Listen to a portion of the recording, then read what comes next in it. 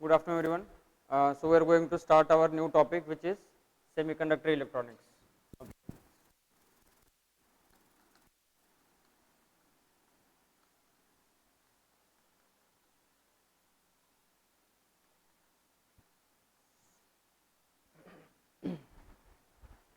So let's talk about vacuum tube first. Okay. So what is vacuum tube? You guys have already seen this kind of instrument in photoelectric effect. Okay. So this is a vacuum tube, and this is one electrode. It is connected with some potential difference, and it is another electrode. ठीक है. अभी क्या करेंगे, heat, इसको heat करेंगे तो क्या होगा, electrons are going to be emitted और they are going to be coming out from this metal. तो बेसिकली यहाँ पे होगा थर्मियोनिक इमिशन.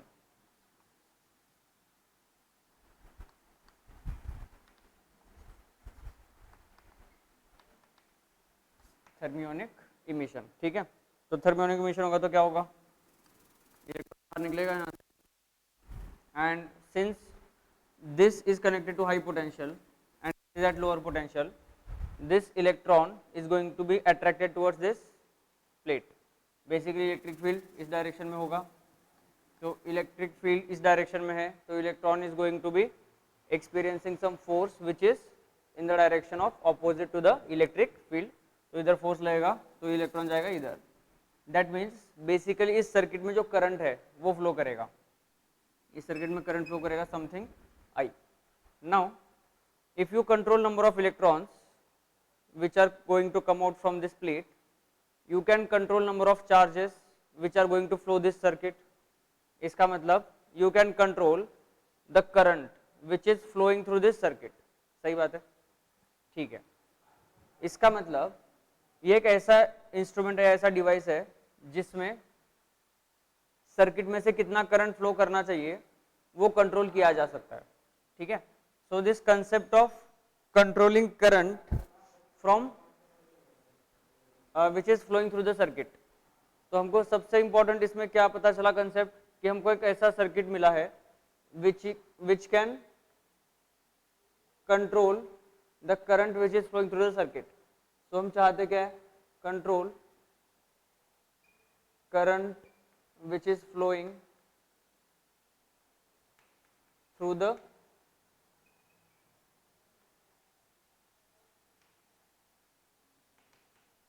इस सर्किट से कितना करंट फ्लो करेगा वो कंट्रोल किया जा सकता है by controlling number of electrons which are going to come out from this plate and these electrons are going to reach this plate. So basically there is a flow of charge.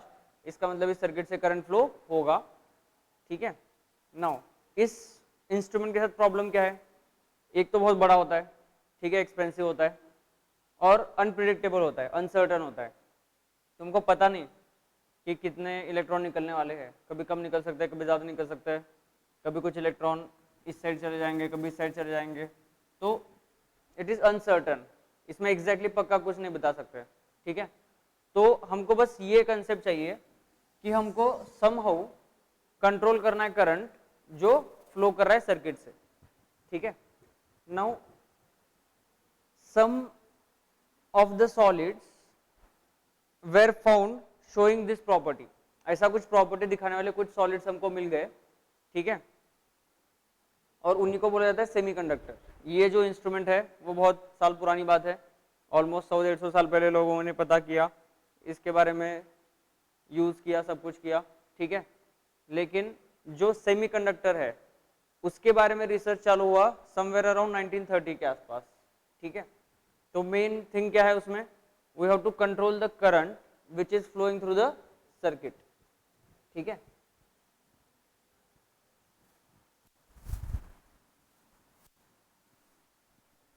Now let's talk about semiconductor. अब semiconductor होता क्या है, देखो, एक होता है conductor, सबको पता है कंडक्टर मतलब the material which is good conductor of electricity. ठीक है, फाइन. किससे पता चलता है whether it is a good conductor or bad conductor? There are two quantities which can tell you whether that material is good conductor or bad conductor, क्या है क्या नहीं है, ठीक है। तो one quantity is sigma which is conductivity, ठीक है। तो कंडक्टर का जो कंडक्टिविटी होगा वो हाई होगा, conductivity for conductor will be high, and there is another quantity which is resistivity rho, and that is going to be low for conductor. So resistivity क्या होगा उसका, लो, सही बात है। और एक मटेरियल होता है जो सबको पता है विच इज इंसुलेटर। इंसुलेटर मतलब क्या, इंसुलेटर मतलब a material which is not that much good conductor of electricity, मतलब बहुत अच्छा कंडक्टर नहीं है, या तुम बोल सकते हो it is a very bad conductor, ठीक है। तो अगर इंसुलेटर है तो उसकी प्रॉपर्टी क्या होगी, कंडक्टिविटी हाई होगा कि लो होगा, लो होगा ऑब्वियसली, ठीक है। So conductivity for insulators is low. And what about resistivity rho, अब रेजिस्टिविटी क्या होगा, हाई होगा, resistivity will be high. Now there are some materials which are in between these two types of materials, ठीक है, जो उतने अच्छे conductor भी नहीं है लेकिन उतने अच्छे इंसुलेटर भी नहीं है। so those are called semiconductors, those are called semiconductors। अब सेमीकंडक्टर का क्या प्रॉपर्टी होगा with regard to conductivity and resistivity, conductivity and resistivity both are at intermediate level और मॉडरेट, ठीक है, मॉडरेट लिख देता हूं, बात समझ में आ रही है।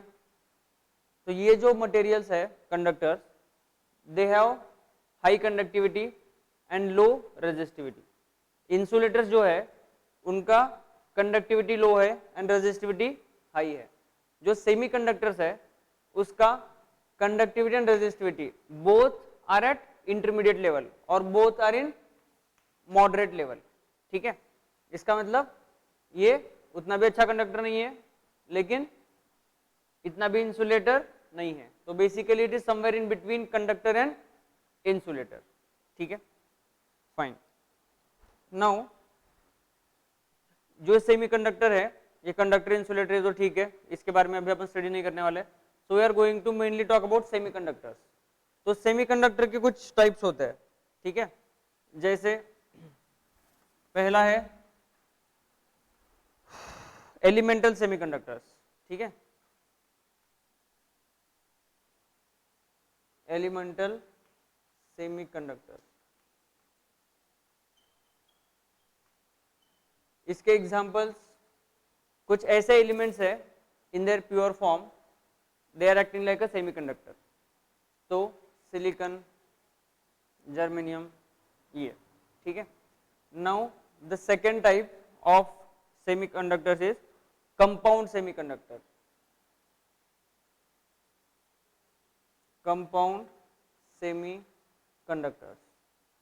इसका मतलब वो जो मटेरियल है that is not in its pure form, elemental form में नहीं है, that is in the form of some compound, ठीक है। अब इस कंपाउंड में अलग अलग टाइप के हो सकता है, इनऑर्गेनिक हो सकता है, ऑर्गेनिक हो सकता है, ठीक है। तो इसमें है इनऑर्गेनिक, इनऑर्गेनिक सेमीकंडक्टर्स, इसमें सीडीएस, सीडीएसई एटसेट्रा, ऐसे कुछ कंपाउंड्स है, inorganic compounds which act like semiconductor, ठीक है। उसके बाद ऑर्गेनिक, ऑर्गेनिक सेमीकंडक्टर्स।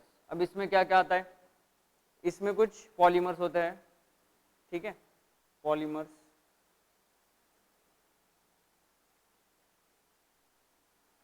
राइट। अभी तुम लोगों ने कभी देखा होगा कि कुछ अभी नया टेक्नोलॉजी डेवलप किया जा रहा है जिसमें ये जो ऑर्गेनिक सेमीकंडक्टर्स है वो यूज होंगे, और जैसे मान लो ये फोन का स्क्रीन है, राइट। अभी जो इसका तुमको स्क्रीन दिख रहा है, ये स्क्रीन में बहुत सारे ऐसे कुछ मटेरियल है जो सेमीकंडक्टर्स है जो यूज किए जाते हैं, ठीक है।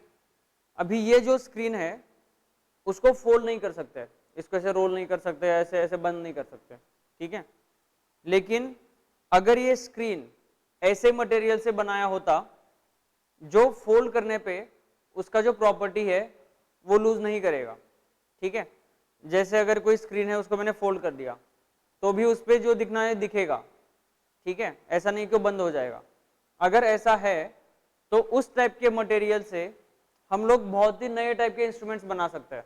अभी जितने भी अपने स्क्रीन है, most of the screen fold नहीं होते हैं, ठीक है, लेकिन हम फोल्डेबल स्क्रीन बना सकते हैं। सारे devices will be made of foldable screens. अगर फोल्डेबल स्क्रीन हो गया तो बेसिकली मान लो मेरे को लैपटॉप का स्क्रीन कैरी करना है, उसको मैं फोल्ड करके ऐसे छोटा सा डब्बा बना दूंगा और जहां पे चाहिए वहां पे खोल के यूज कर लूंगा, ठीक है। तो ऐसी कुछ टेक्नोलॉजीज बन रही है यूजिंग ऑर्गेनिक सेमीकंडक्टर्स, ठीक है। लेकिन in this chapter we are going to mainly talk about elemental semiconductors, इसके बारे में बात करने वाले हैं, ठीक है। ये सब अपने सिलेबस में नहीं है अभी।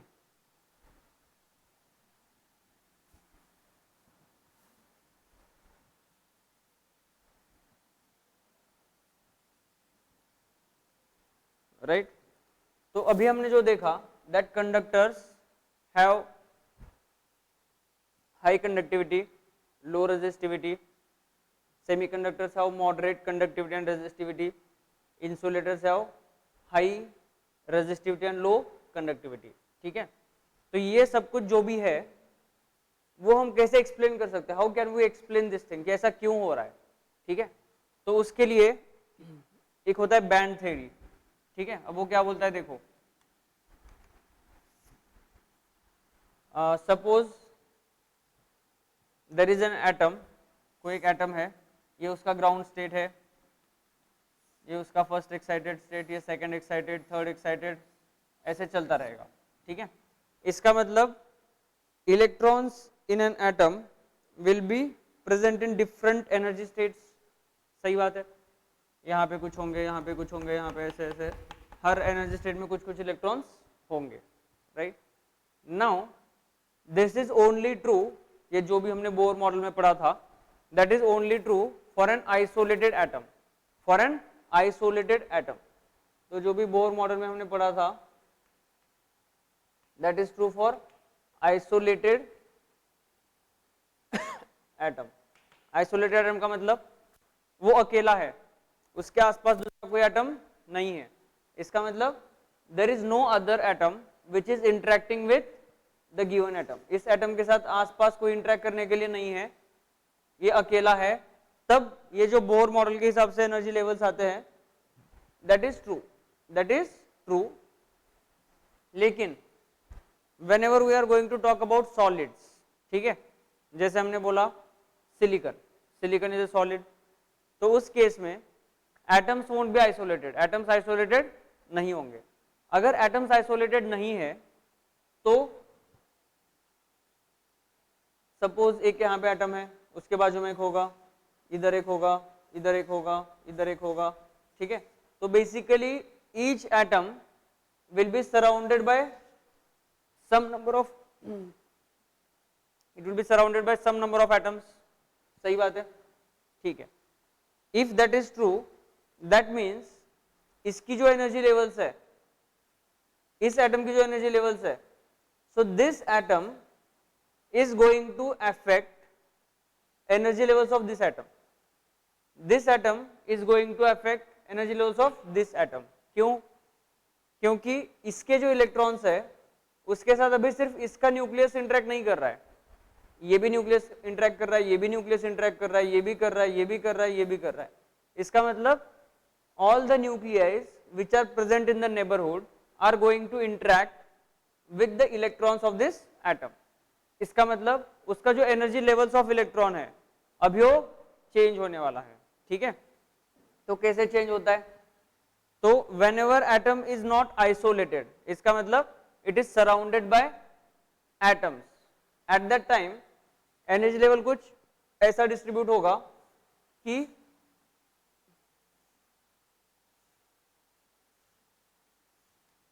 राइट, तो एनर्जी होगी इस बैंड में, ये जो बैंड है there will be lot of energy levels in this band, और इसको बोला जाएगा वैलेंस बैंड, इसको बोला जाएगा वैलेंस बैंड.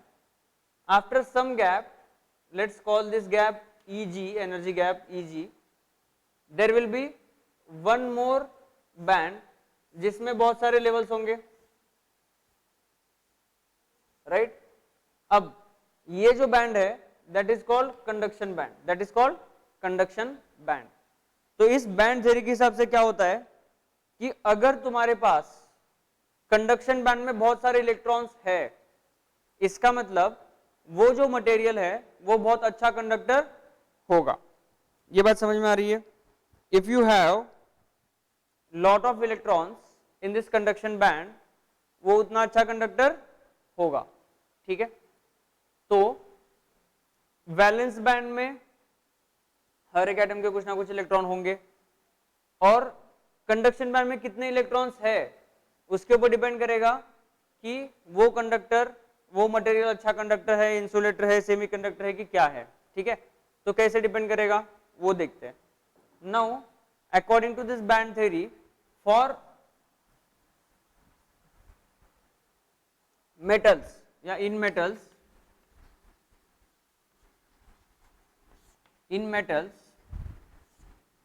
ये जो एनर्जी लेवल का डायग्राम आता है कुछ ऐसा आता है. ये है तुम्हारा valence band and this is your conduction band, this is your conduction band. So basically ये है तुम्हारा कंडक्शन बैंड ऊपर वाला, और ये नीचे वाला है valence band. Now can you observe that valence band and conduction band are overlapping in this region. यहां पे क्या हो रहा है, दोनों के बीच में ओवरलैप हो रहा है. इसका मतलब जो एनर्जी लेवल्स है दोनों के ओवरलैप कर रहा है. ठीक है. इसका मतलब some of the valence band electrons will be always in conduction band. इसका मतलब ये जो इलेक्ट्रॉन्स प्रेजेंट है इस लेवल में वो कंडक्शन बैंड में भी प्रेजेंट है, और अगर कंडक्शन बैंड में बहुत सारे इलेक्ट्रॉन्स है तो क्या होगा, वो बहुत अच्छा कंडक्टर होगा. तो बेसिकली मेटल्स में वैलेंस बैंड और कंडक्शन बैंड दोनों ओवरलैप होता है, and due to this overlap there will be lot of electrons which are present in conduction band. उससे होगा क्या, उससे ये जो कंडक्शन बैंड में इलेक्ट्रॉन्स है they are free electrons, they are free to move inside the solid. उस solid में वो फ्रीली मूव कर सकते हैं इधर से उधर. ठीक है. और उसकी वजह से वो अच्छे कंडक्टर्स बन जाते हैं. ठीक है. Now let's talk about insulators, कि इंसुलेटर में क्या होता है, इंसुलेटर में क्या होता है. तो इन इंसुलेटर्स, इंसुलेटर में क्या होता है, so this is your valence band and this is your conduction band, and the energy gap between valence band and conduction band, which is Eg, is greater than 3 electron volts. ये जो energy gap है between valence band and conduction band 3 electron volt से ज्यादा होता है इन case of insulators. And eight room temperature कोई अगर electron valence band में है तो उसको ये बैरियर, एनर्जी बैरियर क्रॉस करके कंडक्शन बैंड में जाने के लिए बहुत ज्यादा डिफिकल्टी होगा. तो 3 electron volts is a big energy gap for an electron to jump, so that room temperature पे बहुत कम इलेक्ट्रॉन्स के पास इतना एनर्जी होगा कि वो वैलेंस बैंड से कूद के, मतलब 3 इलेक्ट्रॉन वोल्ट्स का एनर्जी बैरियर क्रॉस करके कंडक्शन बैंड में जाएंगे. ऐसे बहुत बहुत कम इलेक्ट्रॉन्स होंगे. इसका मतलब there will be very few electrons in the conduction band of insulators, बहुत कम होंगे, बहुत ही कम होंगे. ठीक है. इसका मतलब यहां पे जो चार्ज है या करंट कैरियर्स है, बेसिकली चार्ज अगर फ्लो करेगा तो करंट फ्लो होता है, तो यहाँ पे चार्ज ज्यादा है ही नहीं. इसका मतलब यहाँ पे ज्यादा इलेक्ट्रॉन्स है ही नहीं, तो ज्यादा चार्ज फ्लो कर ही नहीं सकता. इसका मतलब ज्यादा करंट फ्लो नहीं कर सकता है. राइट. समझ में आ रहा है. ठीक है. आई होप तुम लोगों को समझ में आ रहा होगा. ठीक है. मैं और एक बार बता देता हूं. देखो इंसुलेटर में क्या होता है, कि वैलेंस बैंड और कंडक्शन बैंड के बीच में जो एनर्जी गैप है that is very high which is more then 3 electron volt. इसका मतलब रूम टेम्परेचर पे किसी भी इलेक्ट्रॉन को ये गैप क्रॉस करना बहुत डिफिकल्ट होता है एंड एट रूम टेम्परेचर बहुत ही कम ऐसे इलेक्ट्रॉन होंगे, बहुत कम ऐसे इलेक्ट्रॉन्स होंगे जिनके पास इनफ एनर्जी होगा to cross this barrier of 3 electron volts. ठीक है, तो बहुत कम इलेक्ट्रॉन्स यहां से यहां जाएंगे। So in conduction band there will be very less number of electrons in case of insulators. और अगर यहाँ पे इंसुलेटर्स कम है इसका मतलब चार्ज कैरियर्स कम है, अगर चार्ज कैरियर्स कम है तो करंट भी कम फ्लो करेगा। ठीक है, चलो now what happens in case of semiconductors, वो देखो एक बार।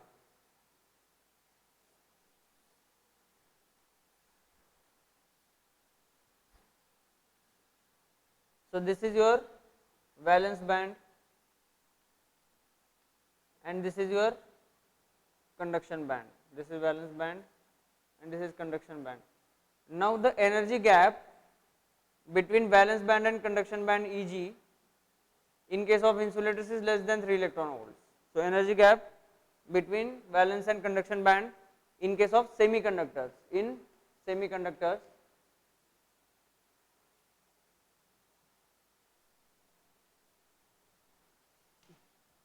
is less than 3 electron volt. तो जो एनर्जी गैप है वो 3 इलेक्ट्रॉन से कम होता है। ठीक है, अब एट रूम टेम्परेचर कुछ इलेक्ट्रॉन के पास इतना एनर्जी होगा कि वो वैलेंस बैंड से कंडक्शन बैंड में चले जाए और basically some of the electrons will have enough energy to cross this barrier, some of the electrons. ठीक है, यहाँ पे वेरी फ्यू, यहाँ पे फ्यू, या तुम बोल सकते हो some of the electrons will have enough energy to cross this energy barrier from valence band to conduction band. ठीक है, तो यहाँ पे कुछ इलेक्ट्रॉन्स होंगे, अगर यहाँ पे कुछ इलेक्ट्रॉन्स होंगे तो it will be relatively easier to conduct current in semiconductors as compared to insulators. लेकिन when you compare this with metals, वहां पे तो बहुत ज्यादा इलेक्ट्रॉन्स है which are available in conduction band, लेकिन यहाँ पे उसके कंपैरिजन में काफी कम है। So in semiconductors जो भी उसका कंडक्टिविटी है that is at moderate level, मतलब बहुत ज्यादा हाई नहीं होता है because it is dependent on number of electrons which is present in conduction band, और free electrons कितने उस पर डिपेंड करेगा। ठीक है, तो सेमीकंडक्टर में कुछ ऐसा होता है। लिख लो इसको, सब लोग बनाओ फटाफट।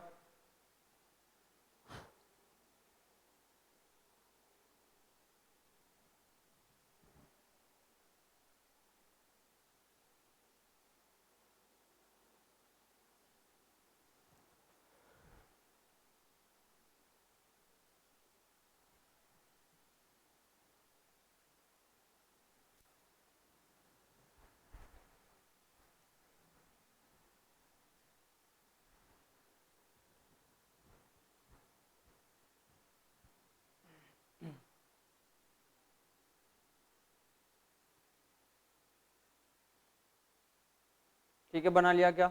बनाओ fast.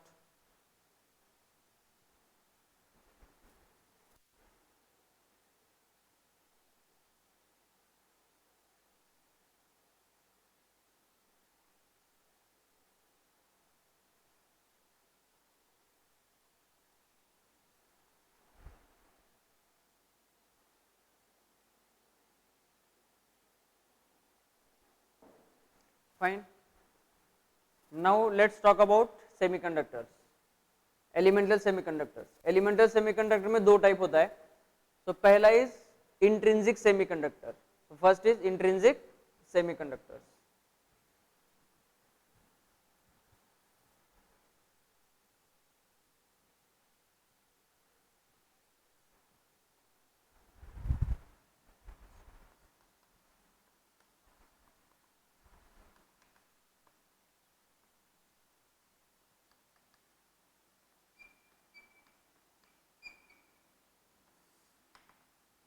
First is intrinsic semiconductor.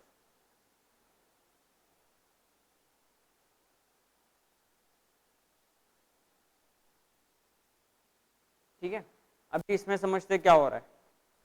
So we are going to talk about silicon and germanium. ठीक है, तो सबसे पहले देखो कि ये जो सिलिकॉन है उसका स्ट्रक्चर कैसा होता है, right. It is something like this.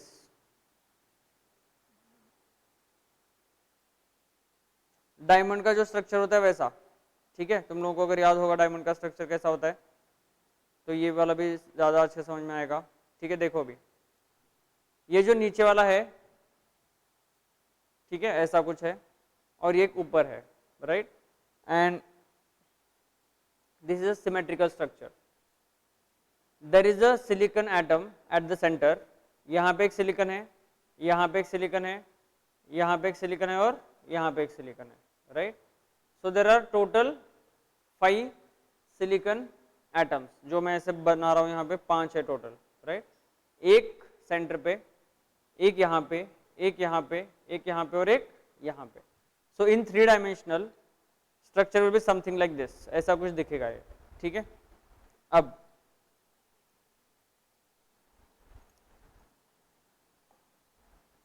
that is in 3 dimensional.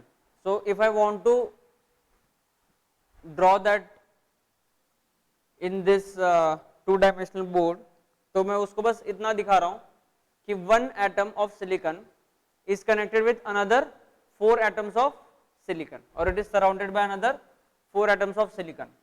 So I am going to show you, ये silicon है and it is surrounded by 4 other silicon atoms, ऐसा कुछ। अभी रियल लाइफ में ऐसा नहीं है।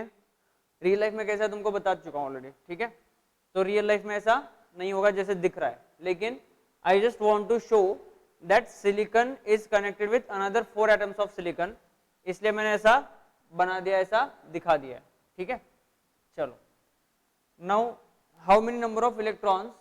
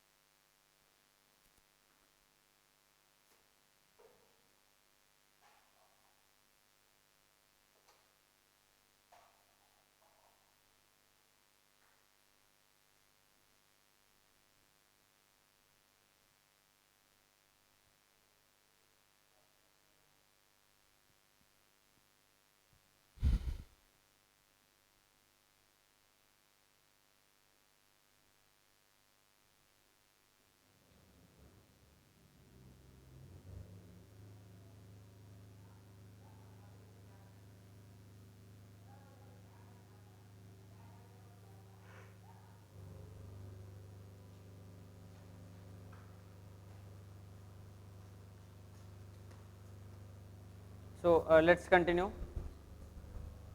So each atom of silicon is connected with another 4 atoms of silicon. ठीक है, and there are how many number of electrons in silicon atom? कितना होता है electrons? Z कितना होता है सिलिकॉन का? 14. ठीक है, so 2 electrons in first orbit, 8 electrons in second orbit, and 4 electrons in third orbit. So इसका जो लास्ट ऑर्बिट है इसमें कितने इलेक्ट्रॉन्स है? 4. इसका मतलब इसका वैलेंसी कितना है? इसका वैलेंसी कितना है? 4. So this silicon is called tetravalent atom. Tetravalent, tetra मतलब 4,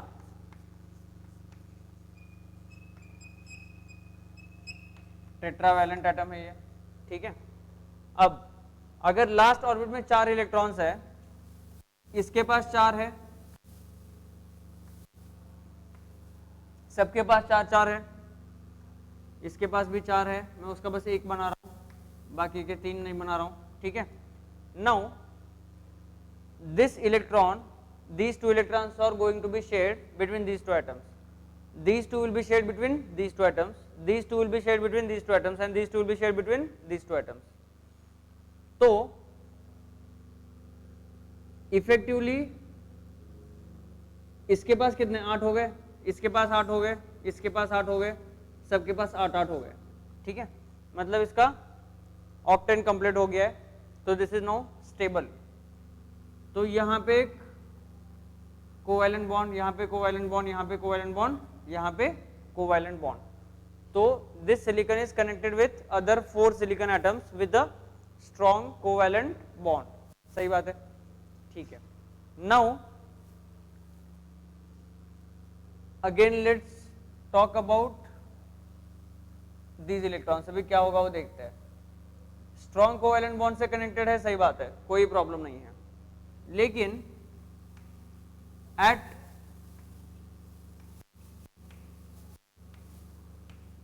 at some temperature which is more than absolute temperature, some of the electrons will have enough energy to break out of this bond and move into conduction band, ठीक है। अब ये सारे कहाँ पे valence band में। Conduction band मतलब क्या, जहां पे electrons are relatively free to move in the solid, ठीक है। तो at any temperature which is more than absolute temperature, at any temperature which is more than absolute temperature, some of the electrons in the silicon lattice will have enough energy to break out of this bond and move into conduction band। सही बात है, ठीक है। तो क्या करेंगे, मान लो यहाँ का एक एटम कूद के बाहर चला गया इन कंडक्शन बैंड। इसका मतलब now this atom is relatively free to move in the solid, okay. इसका मतलब this electron is going to participate in conduction of current, ठीक है। तो यहां इलेक्ट्रॉन पहले था, वो यहां से निकल के यहां चला गया। इसका मतलब यहां पे क्या है, अभी यहां पे there is absence of electron, there is absence of electron. So this absence of electron is called hole, इसको बोलते हैं hole, HOLE, and this is your electron which has came out from this point, यहां से बाहर आ गया, right. Now इस electron की वजह से करंट फ्लो हो सकता है। व्हाट अबाउट दिस होल, ये होल भी मूव कर सकता है कि नहीं कर सकता है, देखते हैं। अभी मान लो इसका कोई बाजू वाला बॉन्ड है, यहां का जो इलेक्ट्रॉन है कूद के यहां चला गया, तो क्या होगा, ये होल फिल हो जाएगा and in place of this electron now there is absence of electron।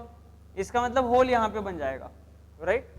So basically electron बाहर गया तो इलेक्ट्रॉन तो मूव कर ही सकता है, लेकिन this hole also can move inside the lattice. इस लैटिस में होल भी मूव कर सकता है। अब तो यहां पे किसकी वजह से करंट पास हो रहा है या करंट फ्लो कर रहा है, एक फ्लो कर रहा है ड्यू टू इलेक्ट्रॉन, दूसरा फ्लो कर रहा है due to hole. So in semiconductors current is going to flow due to both electron as well as hole.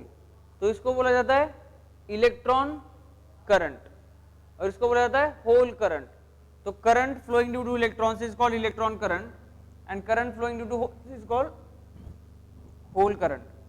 तो total current I which is going to flow through semiconductor is called IE electron current plus IH which is whole current, ठीक है। Electron current plus hole current, सही बात है, इसको लिखो। Now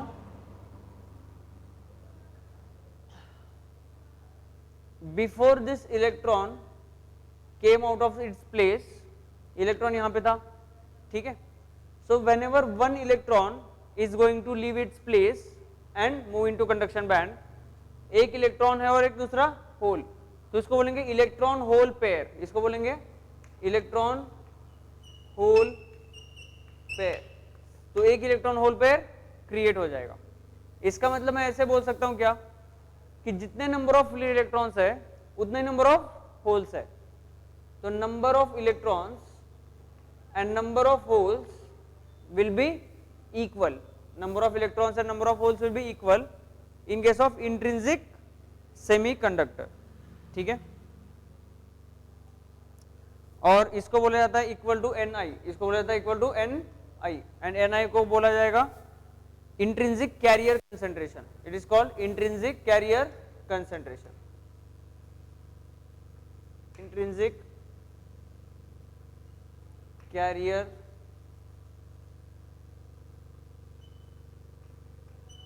concentration, intrinsic carrier concentration, इतना लिख लो। सो semiconductor में क्या हो रहा है, current is flowing due to both electron as well as hole. Conductor में करंट क्यों फ्लो करता है, it is due to flow of electrons, उसमें कोई होल फ्लो करने का कोई ये है नहीं, ठीक है, क्योंकि उसमें कोई होल बनता नहीं है, ठीक है, because there are lot of electrons which are already present in conduction band in case of conductors, ठीक है। तो यहाँ पे इलेक्ट्रॉन भी मूव कर सकता है और होल भी मूव कर सकता है। तो बेसिकली यहाँ से यहाँ होल मूव हुआ, तो होल मूव कैसे हुआ, बिकॉज यहाँ का इलेक्ट्रॉन जंप यहाँ पे किया, तो तुम बोल सकते हो कि इफेक्टिवली होल तुम्हारा मूव कर गया।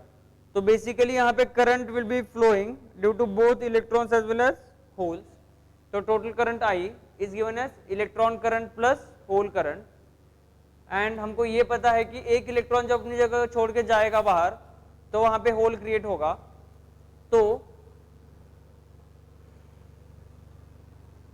It will create an electron hole pair, and एक इलेक्ट्रॉन जब निकलेगा तभी एक होल बनेगा, तो number of electrons equal to number of hole equal to N I, and N I is called intrinsic carrier concentration.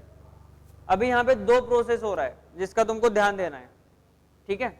एक प्रोसेस क्या है, इलेक्ट्रॉन यहां से बाहर निकला, at that time electron hole pair is getting generated, ठीक है। So the first process is generation of electron hole pair, so the first process is generation of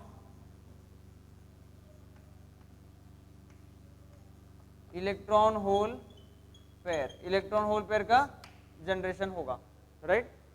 अभी दूसरा प्रोसेस भी होगा जिसमें क्या होगा, मान लो इलेक्ट्रॉन यहाँ पे था और वे अपनी जगह पे वापस आ गया, अपनी जगह पे मतलब बेसिकली किसी भी होल में वापस चला गया, तो क्या होगा, इलेक्ट्रॉन होल पेयर जो क्रिएट हो गया था that is going to get destroyed. So another process is destruction of electron hole pair, another process destruction of electron hole pair, destruction of electron hole pair. तो at equilibrium these two processes are equal, इसका मतलब basically number of electron hole pairs generated per unit time will be equal to number of electron hole pairs that are getting destroyed per unit time। तो equilibrium की situation में जितने electron hole pair generate होंगे उतने ही electron hole pairs destroy होंगे, ठीक है, लिख लो इसको।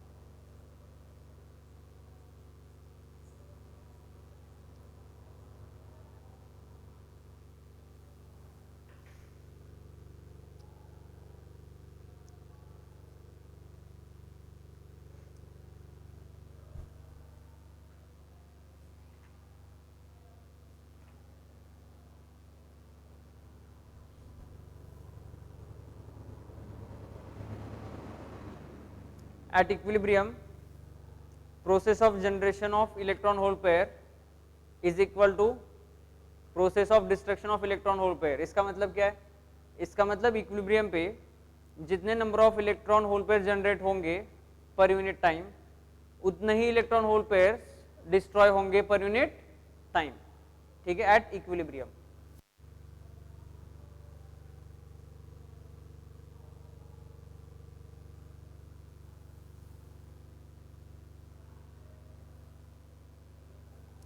ठीक है, तो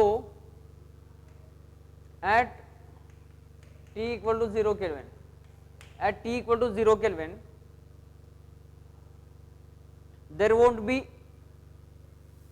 any electron in conduction band.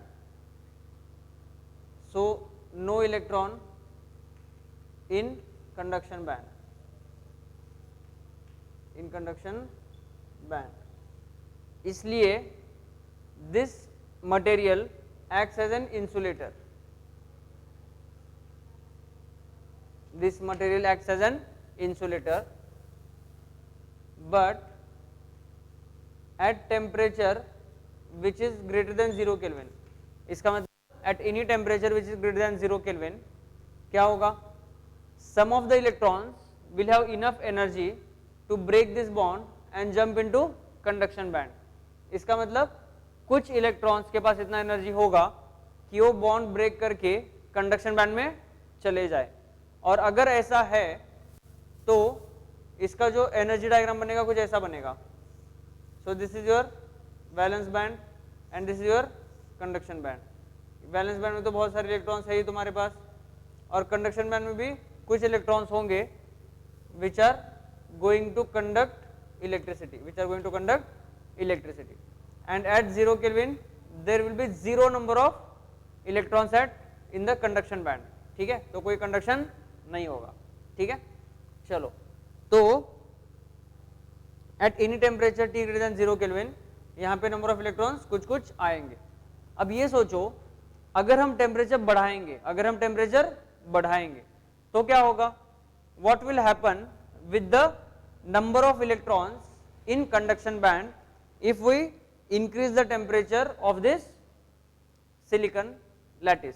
ठीक है, सिलिकॉन का एक लैटिस लिया और हमने उसका टेम्परेचर बढ़ा दिया, तो बताओ number of electrons in conduction band जो है उसके साथ क्या फर्क पड़ेगा? ठीक है, क्या फर्क पड़ेगा? टेम्परेचर क्या होता है? टेम्परेचर नथिंग बट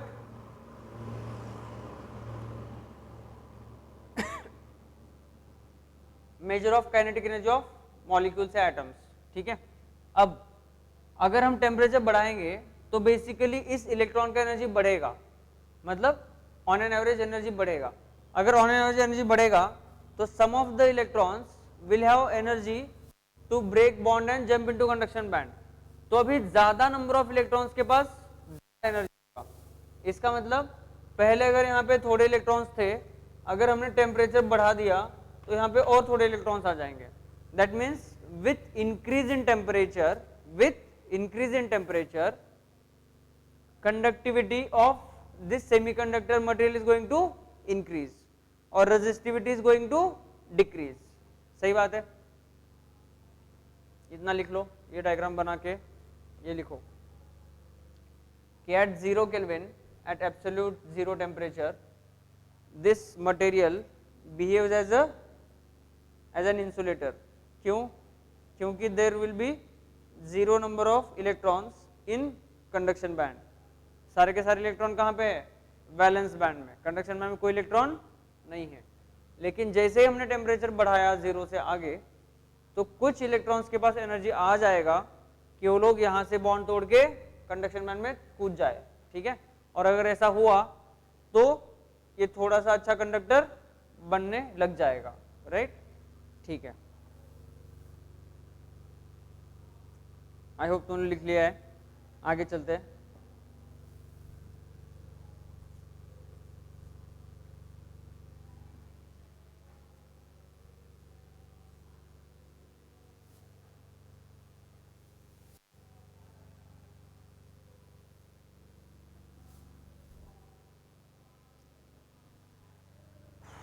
तो यहाँ पे क्या हो रहा है?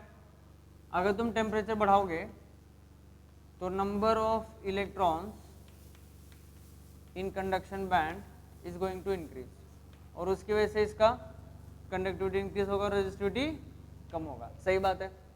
इसका मतलब अगर मेरे को इस मटेरियल का कंडक्टिविटी कंट्रोल करना है तो मेरे को उसका टेम्परेचर कंट्रोल करना पड़ेगा.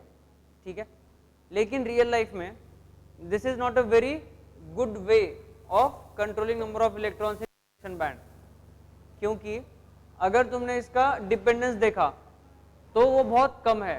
इसका मतलब अगर हमने टेम्परेचर कुछ बढ़ा दिया, ठीक है, तो कंडक्शन बैंड में जो नंबर ऑफ इलेक्ट्रॉन्स है उसमें बहुत ज्यादा सिग्निफिकेंट फर्क नहीं पड़ता है, बहुत ज्यादा सिग्निफिकेंट फर्क नहीं पड़ता है, and it is practically not possible to use such kind of material in a device जिसमें तुमको टेम्परेचर कंट्रोल करने की जरूरत पड़ रही है, ठीक है, क्योंकि टेम्परेचर तो बहुत वेरिएशन होता रहता है। जैसे मान लो तुमने डिवाइस यूज किया, सुबह टेम्परेचर था 25 डिग्री, दोपहर में यूज किया टेम्परेचर था 45 डिग्री, तो चेंज होगा उसका बिहेवियर क्योंकि टेम्परेचर हो चुका है change. So because of that number of electrons in conduction band are going to change and due to that its properties, इस conductivity and resistivity is going to change according to the temperature. इसका मतलब ये बहुत अच्छा तरीका नहीं है, तरीका है कि तुम टेम्परेचर चेंज करोगे तो नंबर ऑफ इलेक्ट्रॉन्स चेंज होंगे, सही बात, लेकिन प्रैक्टिकली ये इतना भी अच्छा तरीका नहीं है कि हम इसको कुछ प्रैक्टिकल एप्लीकेशंस के लिए यूज कर पाए, ठीक है। तो फिर हमने कुछ और सोचा और एक नेक्स्ट टाइप का सेमीकंडक्टर बनाया which is extrinsic semiconductor, which is extrinsic semiconductor.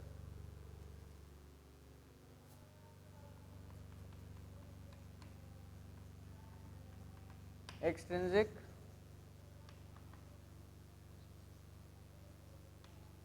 Semiconductor, extrinsic semiconductor, ठीक है। अभी इसमें देखो क्या होता है, अभी हमने बात किया कि जो हमारा सिलिकॉन है और जर्मेनियम है दे आर टेट्रावैलेंट। वो क्या है? टेट्रावैलेंट। टेट्रावैलेंट मतलब उसके लास्ट ऑर्बिट में 4 इलेक्ट्रॉन्स है। टेट्रावैलेंट मतलब उसका वैलेंसी कितना है? 4। अभी हम क्या करेंगे, अगेन मैं बना देता हूं बेसिक स्ट्रक्चर जिसमें 1 silicon atom is surrounded by another 4 silicon atoms, ठीक है, और this is connected with another 4 silicon atoms, right. अभी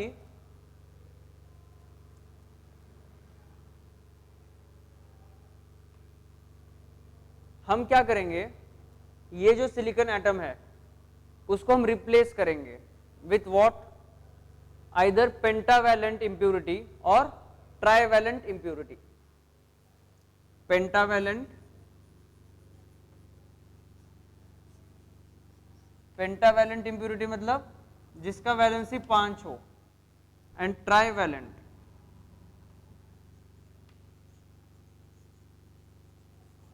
ट्राइवैलेंट इंप्यूरिटी मतलब जिसका वैलेंसी 3 हो, ठीक है। एंड इसमें और एक कंडीशन है कि सिलिकॉन 4th ग्रुप का एलिमेंट होता है, तो जो ट्राइवैलेंट इंप्यूरिटी है हम कोशिश करेंगे कि वो 3rd ग्रुप का हो, और जो पेंटावैलेंट है वो 5th ग्रुप का होगा, ठीक है। And we will see that size of silicon atom जो है यहाँ पे जो भी हम एटम रिप्लेस करने वाले हैं और इंप्यूरिटी इसमें ऐड करने वाले हैं उसका भी साइज इसके आसपास होना चाहिए। इसका मतलब there should not be very significant difference between size of this silicon atom and size of the impurity which you are going to add. तो इनका जो साइज है that should be approximately same. Size क्या होना चाहिए? Approximately same होना चाहिए। ऐसा क्यों? क्योंकि अगर साइज बहुत डिफरेंट हो गया तो जो सिलिकॉन का स्ट्रक्चर है, क्रिस्टल स्ट्रक्चर, वही चेंज हो जाएगा, ठीक है। और हम चाहते नहीं है कि उसका क्रिस्टल स्ट्रक्चर चेंज हो जाए, तो क्रिस्टल स्ट्रक्चर सेम होना चाहिए, लेकिन still we want to add some impurities into this silicon का मटेरियल, ठीक है। चलो, तो हमने ऑलरेडी डिस्कस किया था कि 4 अगर होगा टेट्रावैलेंट, इस यहाँ पे अगर टेट्रावैलेंट एटम है तो क्या होगा, ठीक है, सारे शेयर हो जाएंगे electrons, and due to temperature may be some electrons will jump from this covalent bond to conduction band, ठीक है। वो तुम्हारा एक पॉसिबिलिटी था, and that was called intrinsic semiconductor. उसमें गड़बड़ क्या था कि that is dependent on temperature, temperature पे डिपेंड करता है, और टेम्परेचर पे इतना भी ज्यादा डिपेंड नहीं करता है। तो basically variation of number of electrons which are going to be present in conduction band with temperature, ये जो रिलेशन है बहुत वीक है, इसका मतलब बहुत ज्यादा चेंज नहीं होने वाला है, ठीक है। चलो, तो हमने क्या किया, now we are going to replace this silicon with another atom which is pentavalent. इसका मतलब उसका वैलेंसी कितना है, पेंटा 5 है. तो for example let's take phosphorus, for example let's take phosphorus. तो क्या होगा, फॉस्फोरस के पास कितने इलेक्ट्रॉन्स होते हैं, there are 15 electrons in this phosphorus का एटम. तो if you look at its distribution, 2 will be present in first orbit, 8 will be present in second orbit and 5 electrons will be present in last orbit or third orbit. ठीक है, अभी जो 5 है वो उसके last orbit में present है. यहां पे तुमने क्या किया है, सिलिकॉन की जगह एक फॉस्फोरस का एटम डाल दिया है. इसका मतलब we are putting impurity of phosphorus in silicon crystal. तो क्या होगा सोचो, के पास 5 है, 4 इलेक्ट्रॉन वो बाजू वाले बना लेंगे, कोई प्रॉब्लम नहीं. और जो एक एक्स्ट्रा इलेक्ट्रॉन बचेगा that is relatively free to move in the lattice. ये जो लास्ट वाला इलेक्ट्रॉन है that is very weakly bonded to this phosphorus atom. So it is possible for this electron to move freely or to jump into conduction band with addition of very low energy. बहुत कम energy के साथ बहुत कम energy देंगे तो भी ये electron यहां से निकल के कंडक्शन बैंड में चला जाएगा. ठीक है, अब इसमें देखो क्या हो रहा है, with addition of each pentavalent atom, with addition of each pentavalent atom, मैं क्या कर रहा हूं, I am introducing one free electron. With addition of each pentavalent impurity or pentavalent atom, I am going to introduce one free electron into this lattice. सही बात है. इसका मतलब by controlling how many number of pentavalent atoms I am going to introduce or how much amount of impurity I am going to add into this cylindrical crystal, I can decide how many number of electrons should be free in that particular lattice. सही बात है, ठीक है. तो यहाँ पे क्या हो रहा है, with each phosphorus atom you are going to get one extra electron which is free to move. इसका मतलब ये कंडक्ट करने के लिए रेडी है, कंडक्ट कर सकता है. तो क्या हुआ, अभी अगर इतने सारे फ्री इलेक्ट्रॉन्स तुमने ऐड कर दिए तो कंडक्शन में नंबर ऑफ इलेक्ट्रॉन्स बढ़ जाएंगे and due to that conductivity of this particular material is going to increase. सही बात है, ठीक है. अभी इसके बारे में और थोड़ा देखते हैं. इंट्रिंसिक में हमने बात किया था कि some of the electrons will have enough energy to jump from this conduction this covalent bond, it will break this covalent bond and jump into valence band. तो इसमें भी क्या होगा, there will be some number of electrons and some number of holes which are already present. तो अभी हमने जब impurity add किया तो बहुत सारे इलेक्ट्रॉन्स ऐड हो चुके हैं, तो अगर ऐसा है तो क्या होगा, जो नंबर ऑफ होल्स है वो कम है देन नंबर ऑफ इलेक्ट्रॉन्स, क्योंकि हमने एक्स्ट्रा इलेक्ट्रॉन ऐड किया है with every atom of this phosphorus element. ठीक है, तो now there are more number of electrons as compare to holes in this material. तो इलेक्ट्रॉन्स बहुत ज्यादा है, होल बहुत कम है. इसका मतलब if you discuss about this process of generation of electron hole pair and process of destruction of electron hole pair, तो अगर तुम्हारे पास बहुत ज्यादा इलेक्ट्रॉन्स है और कम होल्स है तो प्रोसेस क्या होगा, जनरेशन का होगा कि डिस्ट्रक्शन का होगा. ऐसे सोचो, तुम्हारे पास एक होल है और बहुत सारे इलेक्ट्रॉन्स है तो क्या होगा, now the chance of any electron hitting this hole increases. जितने ज्यादा नंबर ऑफ इलेक्ट्रॉन्स होंगे उतना ज्यादा चांस है कि वो जाके होल को एनकाउंटर करेगा. इसका मतलब अगर इलेक्ट्रॉन यहां पे आया तो that electron hole pair is going to get destroyed. तो इसकी वजह से यहाँ पे क्या होता है, तुमने बहुत सारे इलेक्ट्रॉन्स इंट्रोड्यूस किए, तो उसकी वजह से इलेक्ट्रॉन का कंसेंट्रेशन बढ़ गया, and due to that this process of destruction of electron hole pair is increased, ज्यादा बढ़ जाता है। तो अगर डिस्ट्रक्शन होगा तो होल्स और कम हो जाएंगे। तो in this case number of electrons are much much more than number of holes. So in this case number of electrons are much more than number of holes। तो इस टाइप का जो मटेरियल होता है उसको बोला जाता है एन टाइप मटेरियल, इसको बोला जाता है एन टाइप मटेरियल। और एन टाइप सेमीकंडक्टर बोल दो, एन टाइप सेमीकंडक्टर।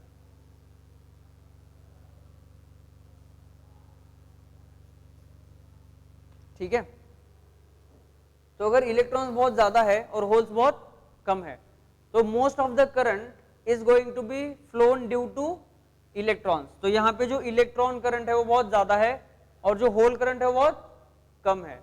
ठीक है, so in this case the current which is going to flow is mainly due to electrons, और यहाँ पे इलेक्ट्रॉन बहुत ज्यादा है तो यहाँ पे इलेक्ट्रॉन्स को बोला जाएगा majority charge carriers. So in this case electrons are majority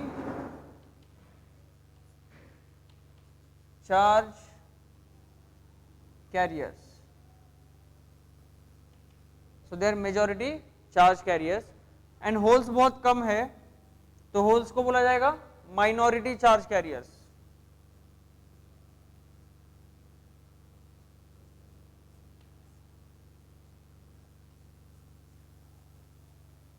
holes को बोला जाएगा minority charge carriers, होल को बोला जाएगा minority charge carriers, and your electron will be called majority charge carriers. ठीक है, इसको लिख लो एक बार, मैं और एक बार एक्सप्लेन कर देता हूँ, इसको लिख लो फास्ट सब लोग फटाफट।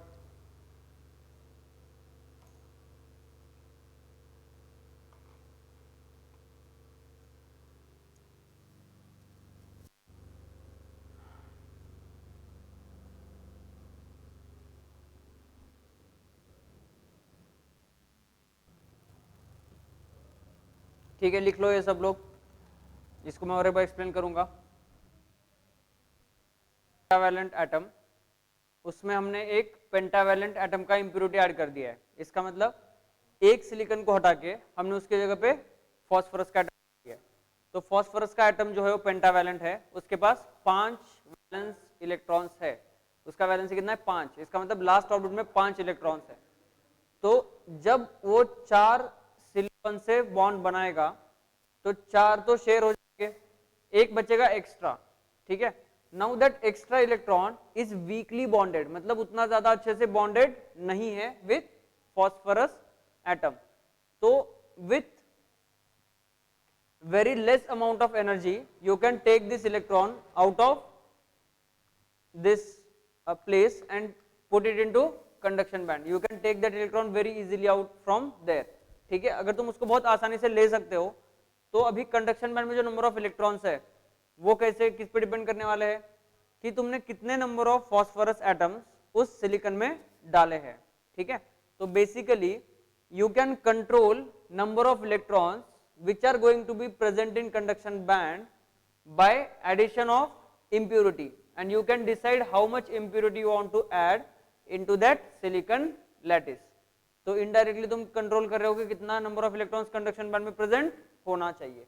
ठीक है, और ये जो impurity को ऐड किया उस प्रोसेस को बोला जाता है doping, that process called doping, that is called doping. ठीक है, अब देखो यहां पे क्या हुआ, बहुत सारे इलेक्ट्रॉन्स प्रेजेंट है। अभी हमने क्या बोला कि due to temperature some of the electrons of this bond और silicon silicon bond they will be coming out of that bond and going into conduction band. और अभी हमने कंडक्शन बैंड में बहुत सारे इलेक्ट्रॉन्स ऑलरेडी डाल दिए हैं, तो in this case number of electrons are larger than number of holes. तो probability of electron encountering a hole is going to increase. इसका मतलब अभी जो प्रोसेस ऑफ डिस्ट्रक्शन है that is going to increase, और उसकी वजह से number of electron hole pairs are going to get destroyed, और जब भी इलेक्ट्रॉन होल पेयर डिस्ट्रॉय होगा तो नंबर ऑफ होल्स क्या होगा, कम हो जाएगा। इसका मतलब in this type of material और this type of semiconductor number of electrons is much much more than number of holes, और इसकी वजह से जो मोस्ट ऑफ द करंट है that will be carried by electrons and not holes, तो इसलिए इसको बोला जाएगा एन टाइप सेमीकंडक्टर। तो यहाँ पे electrons are majority charge carriers and holes are minority charge carriers, ठीक है। तो ये हो गया अबाउट एन टाइप सेमीकंडक्टर। तो एक्सट्रिंसिक सेमीकंडक्टर के दो टाइप है, एक एन टाइप, दूसरा पी टाइप। तो अपन अभी बात करेंगे अबाउट पी टाइप सेमीकंडक्टर। तो भाई पी टाइप के बारे में बात करते हैं, उसका डायग्राम बना देता हूं मैं।